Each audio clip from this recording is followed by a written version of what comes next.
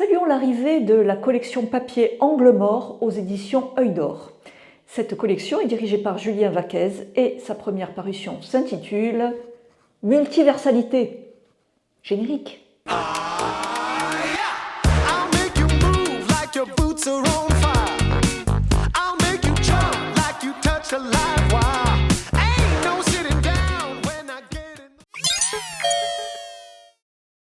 Angle Mort a longtemps vécu comme revue en ligne. C'est une véritable résurrection dirigée par Julien Vaquez.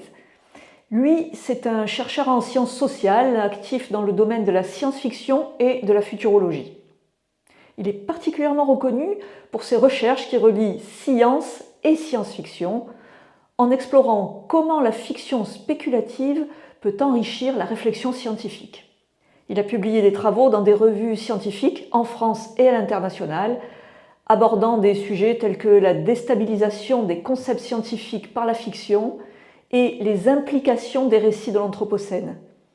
Il a également été impliqué dans divers projets académiques et organise des ateliers sur la narration spéculative. Il a reçu des prix et récompenses. En 2014, il est lauréat de la bourse d'aide à la mobilité des doctorants de la région Île-de-France. Ça se nomme Mobidoc et on le remercie pour ça. En 2018, il est d'une part lauréat de la bourse du 8-9 du fonds de dotation de l'EHESS sur le thème de l'écriture et prix de la meilleure revue européenne de science-fiction pour Angle Mort, à l'époque en ligne, décerné par la European Science Fiction Convention. La collection cherchera à observer le dialogue entre science et SF. Et pour ça, on a besoin de lire des textes de SF et des articles scientifiques. Ce premier volume, son thème, c'est le multivers. Vous allez me dire, thème à la mode. Vivons-nous dans un moment multiversel du point de vue culturel, mais aussi scientifique. Le travail a été réalisé essentiellement en amont. Des textes classiques ont été recherchés afin d'envisager quelques variantes du multivers. Nous y retrouvons Philippe Cadic. Alors là, ce n'est pas une nouvelle, mais le synopsis d'un roman qu'il n'a finalement jamais écrit. On était alors en 1967 et il venait de terminer Ubik et le maître du Haut-Château. Ce texte, découvert par Pierre Deléage, est très important car l'auteur va dans les extrêmes de ses propres concepts et cela l'amènera à un changement de tonalité dans la suite de son écriture. C'est un texte malheureusement oublié, mais c'est un texte charnière. On fait face à des mondes vrais, des mondes faux et des mondes faux-faux. Larry Niven, lui qui est classé en hard SF, déploie toutes les conséquences sociologiques et psychologiques des mondes pluriels en physique quantique. Beaucoup des récits qui le suivront vont reprendre des éléments de son schéma narratif et bien peu iront plus loin que lui. Et on trouve également des textes plus récents. Le thème étant lui-même multiple, il vient aussi de la théorie littéraire, de la philosophie, et il est même aujourd'hui utilisé en anthropologie. Ntwari, autrice rwandaise, a écrit une histoire à mi-chemin entre fantasy et SF. L'idée est que le multivers est inaccessible, et cette idée est rarement exploitée, ce qui rend son récit si original.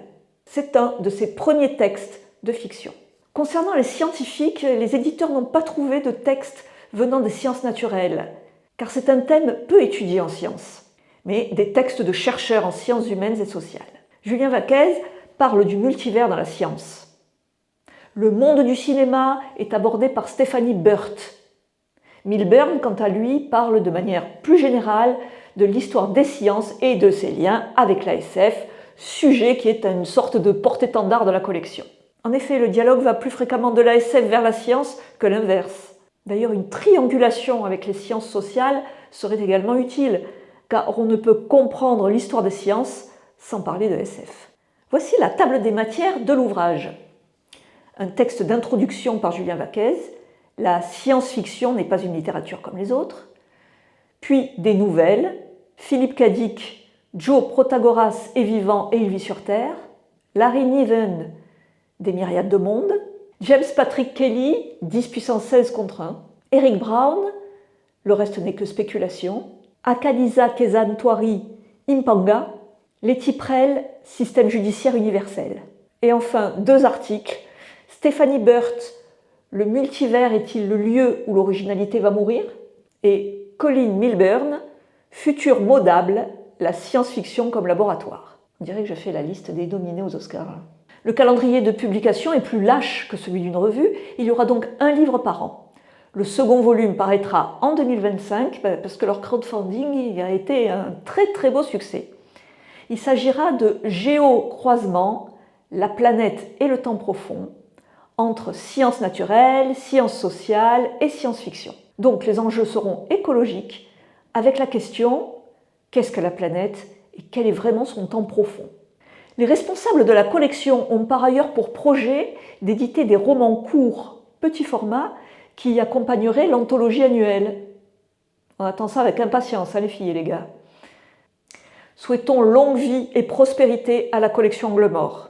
Au revoir, à bientôt, et n'oubliez pas, la littérature SF, c'est un piège.